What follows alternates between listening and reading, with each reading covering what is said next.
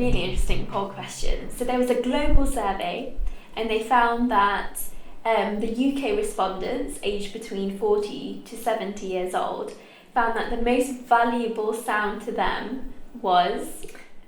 Yeah, it was birdsong, which was a really interesting answer. So a little bit of context. So this was an industry survey by a hearing aid company, and they just asked people, about 1,600 people across the world, which songs matter to them the most in different categories. And overall, people in the UK responded with birdsong, which may seem a little bit strange at first, but if you think about the impacts of hearing loss, especially age-related hearing loss, it does make a little bit of sense. So for age-related hearing loss, also known as presbyacusis, there tends to be a gradual decline in the high-pitched sounds.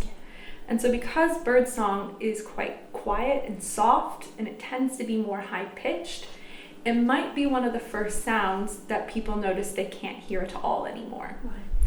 Now, in contrast to birdsong, voices, generally for age-related hearing loss, people will still be able to hear when they're being spoken to. What they're really struggling with is the clarity. And so that might be one of the biggest symptoms people report, especially in primary care. I can hear you, especially in a quiet room, one-on-one, but when there's more than one person or it's busy, I can hear them talking to me, I just don't really know what they're saying. And that's because that gradual decline in the high-pitched sounds starts to affect high-pitched speech sounds. And people will start mishearing parts of speech. So some high-pitched speech sounds would be, S sounds, SH, TH.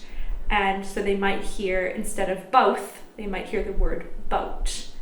And it just results in mishearing parts of conversation and really contributing to that lack of clarity.